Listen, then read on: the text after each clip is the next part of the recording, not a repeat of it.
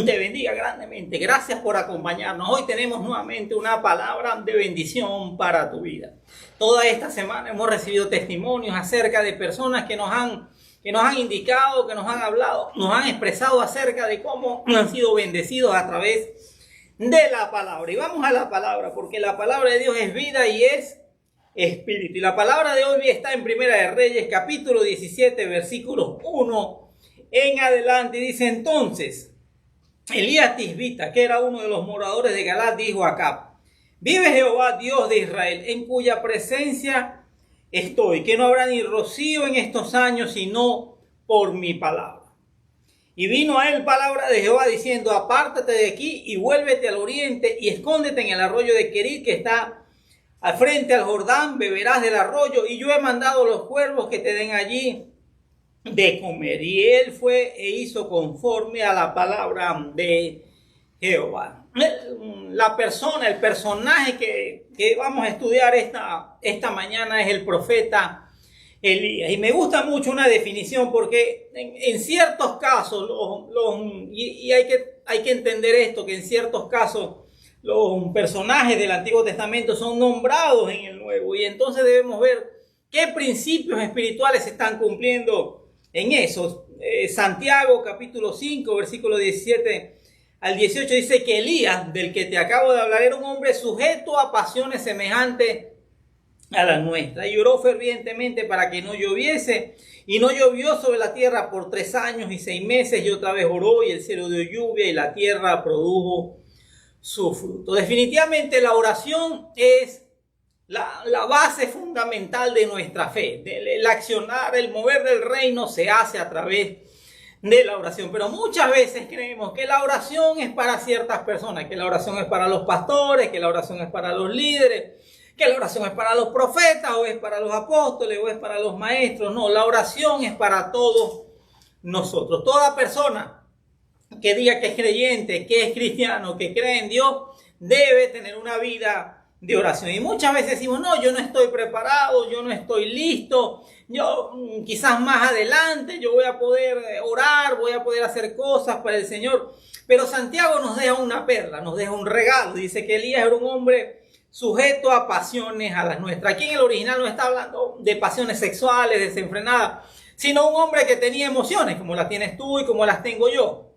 Tenía días donde andaba contento, tenía días donde andaba de repente medio desanimado, tenía días donde andaba con un furor exagerado, y otro día andaba un poco decaído. Era un hombre que tenía pasiones. Habla de las emociones dentro de su corazón. Es normal, todos nosotros estamos en medio de un mundo donde pasan situaciones, pasan cosas, se nos muere un familiar, perdemos algo, y entonces es normal que no nos sintamos bien, que no estemos contentos. De repente tenemos mejores momentos o nuevas temporadas, porque la Biblia dice que tiempos y oportunidades nos acontecen a todos. Entonces Elías era un hombre sujeto a pasiones semejantes a las nuestras. Me gusta, dice que semejantes a las nuestras, porque lo que quiere el Señor indicarte con esa palabra, quiere acercar este hombre, este poderoso hombre de Dios, a tu vida. Dice que semejante a mí, semejante a ti, semejante a los que están en este salón, semejante a los que nos están viendo. O sea, no era una cosa del otro mundo, pero dice que oró fervientemente. Y la oración debe ser así.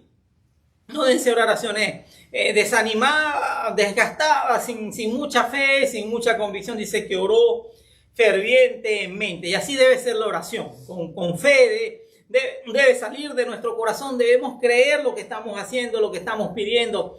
Y todo lo que él pidió, nada más y nada menos que no lloviera. Y durante 3 años y 6 meses, dice la Biblia, no llovió. Es una cosa tremenda. Dios estaba tratando a la nación de Israel. Dios siempre ha tenido un trato especial con esa nación. Dios los disciplina, Dios los restaura, Dios se encarga de la nación de Israel. Y el rey de ese momento era el rey Acab, que estaba casado con una mujer satánica, diabólica, pagana, llamada Jezabel, que había corrompido el culto, había corrompido la adoración, había corrompido el sacerdocio, y Dios envía un juicio sobre la tierra. Y Elías oró fervientemente. Hay cosas sobrenaturales que van a ocurrir cuando tú oras con fe, cuando oras con determinación, cuando hablas algo, cuando declaras algo, cuando estás en sintonía con Dios. Y comienza, y volvamos otra vez al pasaje en Primera de Reyes capítulo 17. Dice que entonces Elías tisbita. Nosotros de repente no entendemos mucho del contexto histórico, del contexto geográfico, pero en resumidas cuentas Elías no era alguien importante. Él simplemente dice que venía de un pueblo llamado Tisbe. Y entonces él venía de ahí, era de los que moraban en Galaad. O sea, Elías no era de alta alcurnia, no tenía un gran currículum, no tenía grandes habilidades, pero Dios lo escogió. Dios es experto escogiendo gente sencilla, gente simple. La Biblia dice que Dios escogió a lo vil, a lo menospreciado de este mundo para avergonzar a los sabios. Pero Elías tenía una relación personal con el Señor. ¿Y cómo lo sabemos? Porque Dios le hablaba y él obedecía. Elías no andaba profetizando cosas porque se le ocurría, porque conocía a las personas. Elías hablaba porque tenía la convicción y la seguridad de que Dios era el que le había dado el mensaje. Y eso marca la diferencia entre una palabra que se cumple y una palabra que no se cumple. Cuando viene de la naturaleza humana o cuando viene de las emociones, seguramente eso no se va a cumplir. Pero cuando viene de la presencia del Señor, cuando viene de la voluntad del Señor, tú puedes tener la plena certeza y seguridad de que lo que Dios ha dicho se va a cumplir. Y le dijo acá, de repente el desconocido profeta, de repente el desconocido hombre de Dios se presenta delante del rey y le dice: vive Jehová Dios de Israel, en cuya presencia estoy, que no habrá ni rocío ni lluvia en estos años, sino por mi palabra. Hay que tener autoridad para que un desconocido se presente delante del rey y pueda decirle que algo está haciendo mal, porque acá había matado a muchos sacerdotes, había matado a muchos profetas, los habían aniquilado, la mayoría de ellos se tenían que esconder. Y Elías se presenta con autoridad porque él dice: vive Jehová, en cuya presencia estoy. Y eso marca la diferencia. Cuando tú estás en la presencia de Dios, cuando tú estás lleno del Espíritu Santo, tú puedes enfrentar cualquier situación con autoridad. La Biblia dice que oró fervientemente porque él estaba lleno de la presencia del Señor. Y él era un desconocido. Nadie sabía quién era Elías y de repente aparece en la escena con un reto tremendo. Imagínate que tú des una palabra y digas que no va a llover más sino por tu palabra, y al siguiente día caiga un aguacero o un palo de agua, como decimos en mi país. Mucha gente dice: ese es un loco, otro profeta más, sáquenlo de aquí. Acá como que no le prestó mucha atención al principio, pero pasaron los días, pasaron las semanas, pasaron los meses, y de repente la gente empezó a pensar en ese al que le dijeron loco. Muchas veces te van a decir loco cuando estés dando los primeros pasos en el Señor, pero esa misma gente que te dice loco después va a venir delante de ti, te va a pedir ayuda, va a pedir consejo y te va a pedir que ores por él. Eso pasó en la vida de Elías. No era nadie lo conocía, lo trataron de loco, inclusive hasta como que lo ignoraron porque a otros los habían matado por menos que eso. El mismo rey Acab y los de su corte dijeron: no, que va a estar dejando de llover por lo que este hombre diga. Pero él cumplió, él estaba en la presencia del Señor y le dijo: vive Jehová Dios de Israel. Él ratificó en un momento difícil, en un momento donde la nación de Israel estaba corrompida, prostituida, con el culto a Baal, con cultos idolátricos, con cultos llenos de esoterismo, y brujería, y había mucha confusión en el pueblo. Elías se levanta con autoridad y declara que Dios, el Dios de Israel, está en medio del control de toda situación. Y así tenemos que levantarnos tú y yo, con autoridad, y entender que nuestro Dios es Dios soberano, que Él controla toda situación, pase lo que pase en las naciones de la tierra. Estamos en momentos de guerra, estamos en momentos de crisis, en momentos de inflación, en momentos donde se escuchan tantas conspiraciones, pero de una cosa estamos seguros: Dios sigue siendo Dios, Dios sigue siendo soberano de toda la tierra y Dios sigue teniendo el control. Y nuevamente viene la palabra de Dios, Elías diciéndole: apártate de aquí y vete al oriente y escóndete en el arroyo de Querit, que está frente al Jordán. Dios le habla a Elías y le dice: dale esta palabra acá. Ahora viene el mismo Dios y le dice: apártate de aquí, vete al arroyo de Querit. Dios le había dado fama, Dios le había dado un ministerio, Dios le había dado propósito a un hombre sencillo, a Elías Tisbita, que como te dije hace rato no es ni una cosa del otro mundo. Dios convierte a un hombre desconocido en una persona importante, pero Dios lo llama aparte. Dios le dice: es tiempo de que vayas al arroyo de Querí, que está al frente, al Jordán. Dice: yo he mandado a los cuervos que te den allí de comer. Comienza una nueva temporada en la vida de Elías. Comienza una temporada de dependencia de Dios, comienza una temporada aparte. Y a veces es necesario apartarse, a veces es necesario salir de los focos, de las luces, de la fama, de los escenarios y tomarse un tiempo a solas con Dios. Y Dios le dijo: quiero que te vayas al arroyo de Querí. Los arroyos o los ríos son lugares de refrigerio, lugares refrescantes, lugares donde las personas iban a bañarse los días calurosos y entonces sentían que su cuerpo se refrescaba, descansaban. Elías había sido sometido a una presión muy grande, enfrentarse a un rey, enfrentarse a una nación, enfrentarse a lo que estaba mal hecho. Y Dios le dice: es tiempo que te vayas aparte. Querit significa apartarse, significa moldear, apartarse, tallar. Dios quería trabajar algunas cosas en la vida de Elías y le dice: es tiempo que te vayas aparte. Yo he mandado unos cuervos que te den allí de comer. Con respecto a esta palabra, un cuervo, existen dos interpretaciones. Y a veces nosotros como cristianos, como creyentes, entonces nos enfrascamos en unas discusiones que son sin sentido. Para algunos es en sentido literal. Los cuervos, los pájaros, animales que venían y le traían a Elías pan por la mañana y le traían carne por la mañana, y en la tarde otra vez le traían pan por la noche y le traían carne en la noche. Entonces los cuervos, que no es precisamente un animal tierno, bonito, es un animal del cual no se tiene una buena referencia, Dios, como es soberano sobre toda la creación, pues los usaba para que fueran a alimentar al profeta. Para otros, los cuervos eran una especie de nómadas que se vestían de negro y andaban todo totalmente cubiertos con unas lonas, y eran como una especie de nómadas, y eran igualmente unos tipos apartados, malos, no muy sociables. Y para algunos entonces esos cuervos a los que se refiere la Biblia eran personas, eran unos nómadas. Entonces hay algunos cristianos que creen en los cuervos animales y otros creen en los cuervos humanos, y a veces se forman unas discusiones sin sentido, pero no importa, sea lo que sea, Dios se encargó de suplirle todo lo que necesitaba el profeta, porque cuando tú estás en la presencia de Dios, cuando tú oras fervientemente, a pesar de tus pasiones, a pesar de tus debilidades, a pesar de tu desánimo, a pesar de que a veces andas como volando en una nube y al día siguiente andas que no te quieres parar de la cama, Dios cuida de ti. Y dice que Elías fue e hizo conforme a la palabra de Jehová.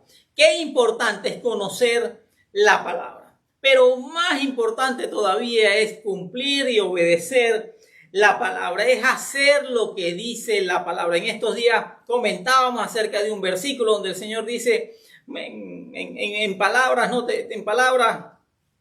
textuales, dice algo así como: ¿cómo me agrada saber que mis hijos practican la verdad?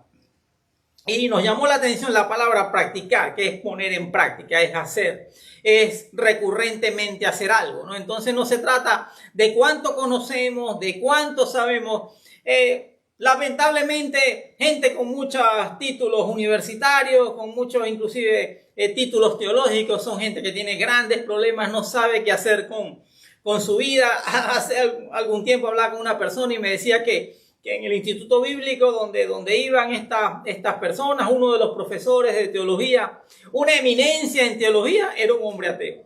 Se sabía toda la teoría, se sabía toda la historia, se sabía todos los contextos, se sabía todo, todas las interpretaciones habidas y por haber, pero no las creía. Y qué triste y qué lamentable gente que conoce la palabra del Señor, pero no la pone en práctica. Y dice que hizo conforme a la palabra de Jehová, pues se fue y vivió junto al arroyo de Querí, que está frente al Jordán. Y los cuervos le traían pan y carne por la mañana, y pan y carne por la tarde, y bebía del arroyo. Pasado algunos días, se secó el arroyo porque no había llovido sobre la tierra. Pasado algunos días, Elías empezó a observar algo diferente. Al principio, hay lugares temporales. Una de las cosas más difíciles para el creyente, una de las cosas más difíciles para un hombre o una mujer de Dios es entender que hay lugares y hay situaciones temporales. Y si tú no entiendes eso, vas a tener grandes problemas. Muy bonito el arroyo, paz, tranquilidad.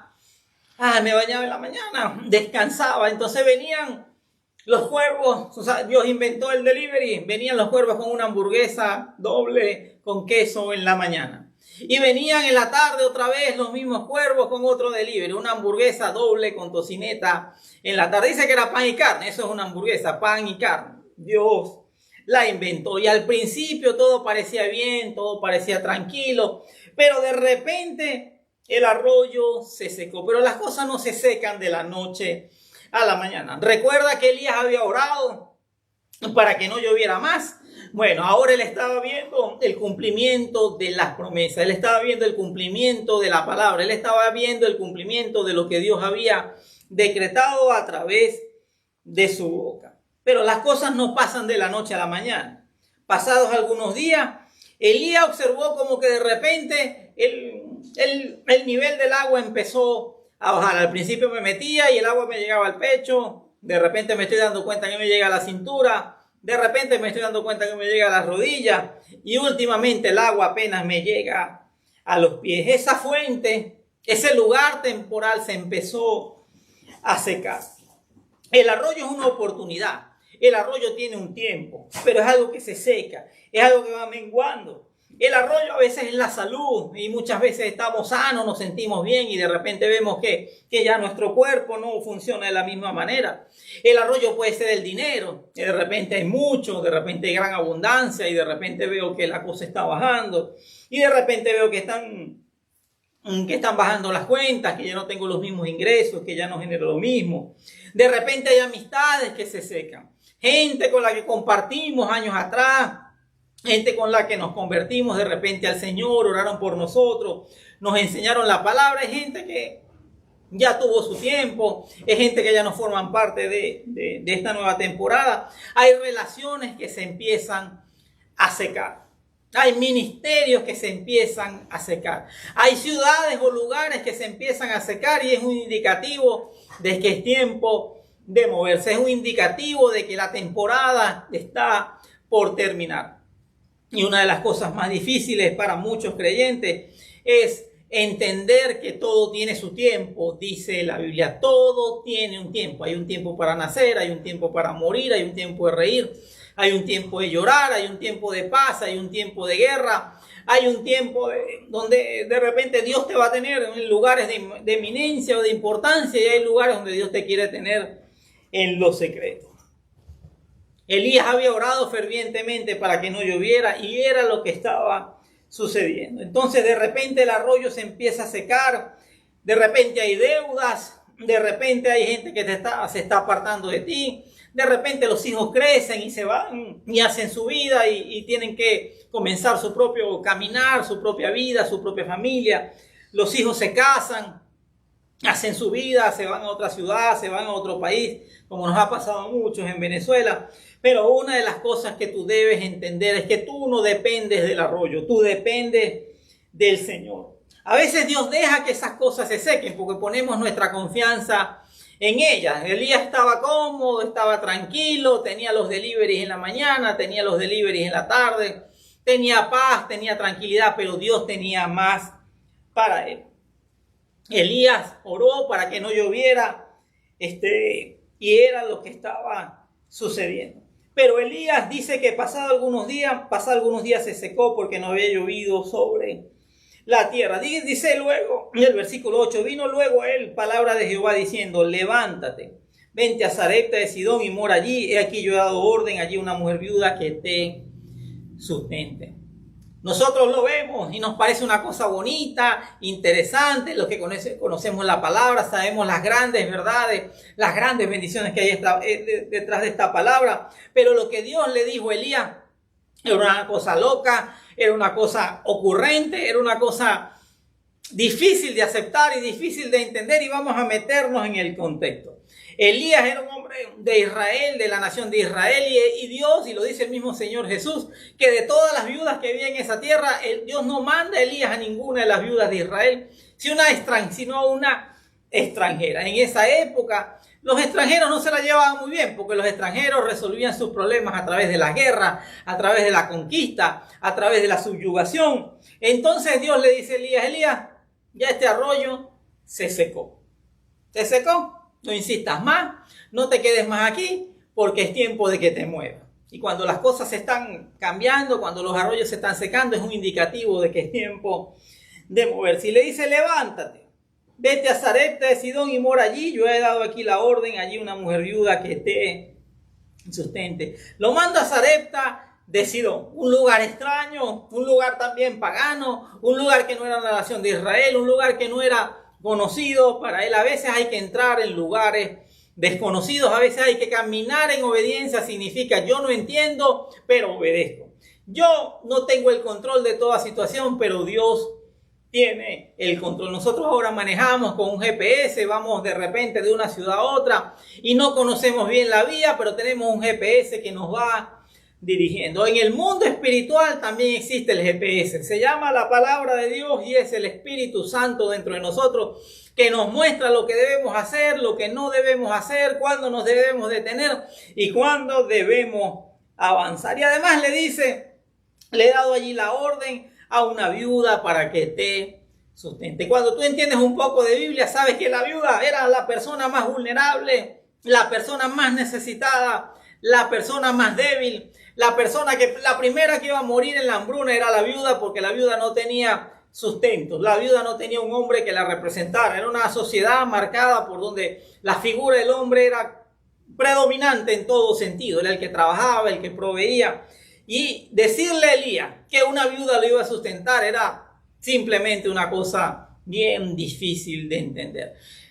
Dios le pudo haber dicho a Elías: por allá hay un rey que te va a sustentar. Oh, por allá hay un príncipe que te va a sustentar. Mira, por allá hay un hombre rico, hacendado que te va a sustentar. Pero Dios no actúa de la manera que tú crees. Dios no actúa de la manera en que tú y yo lo creemos. Dios es soberano y Dios hace unas cosas totalmente sorprendentes y sobrenaturales. Y Elías dijo: este arroyo se secó, este arroyo me funcionó por un tiempo, este arroyo tuvo su propósito, pero ahora voy a dar un paso adelante. Lo que viene adelante puede ser incierto, lo que viene adelante no lo entiendo, lo que viene adelante como que no es lo que yo quisiera, pero voy a obedecer. Y uno debe obedecer aunque no entienda. Uno debe someterse al Espíritu Santo, someterse a la voluntad de Dios aún sin entender.